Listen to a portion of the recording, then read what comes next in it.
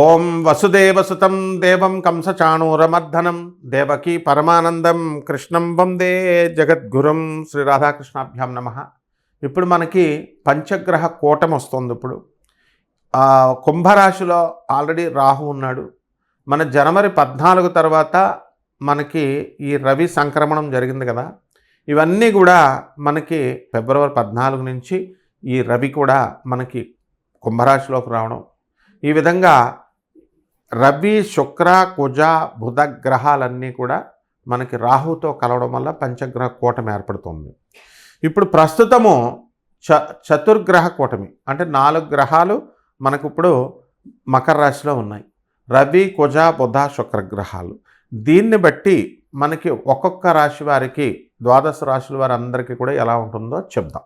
సింహరాశి, ఈ సింహరాశి వారికి అందరికీ కూడా మనకి ఈ సప్తమంలో ఉన్నటువంటి ఈ యొక్క రవి కుజ శుక్ర బుధ గ్రహాల ప్రభావంగా మీకు పంచగ్రహ కూటమంతా కూడా ఈ యొక్క పంచగ్రహాలు కూడా సప్తమంలో ఉండి మిమ్మల్ని మీ జన్మరాశిని చూడడం జరుగుతుంది. దీనివల్ల మీ భార్యాభర్తల మధ్య కాస్త అన్యోన్యత అనేటటువంటిది తగ్గడానికి అవకాశాలు ఉన్నాయి.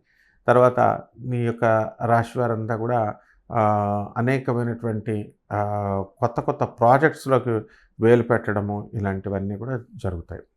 అలాగే ఈ రాశి వారికి షష్ఠ స్థితిగతులైనటువంటి ఈ యొక్క చతుర్గ్రహాలు రవి కుజ బుధ శుక్రగ్రహాలు ఈ జనవరి 15 తర్వాత నుంచి ఫిబ్రవరి 15 వరకు కూడా 2026 సంవత్సరంలో మీకు శత్రు పీడనం అనేటటువంటిది జరుగుతుంది. శత్రువులు మిమ్మల్ని చూసి పలాయనం పారిపోవడం లాంటివన్నీ కూడా జరుగుతాయి. అలాగే కొత్త కొత్త ప్రాజెక్ట్స్ అనేటటువంటి సాఫ్ట్వేర్ ఇంజనీర్లకు మీకు ఆ బిజినెస్లు చేసేటటువంటి వాళ్ళకి రావడం జరుగుతుంది.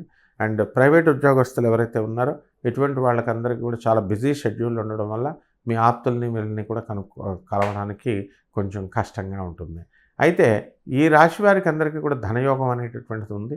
మరి మీకు ఇస్తాననేటటువంటి డబ్బులు ఏదైతే ఉన్నాయో మీ తల్లిదండ్రులు పెళ్ళైన తర్వాత చాలా సంవత్సరాలకి వాళ్ళు అమ్మేసి మీకు కొత్తగా ఇల్లు కట్టడము కొనడము ఇవన్నీ చేసేయడం జరుగుతుంది.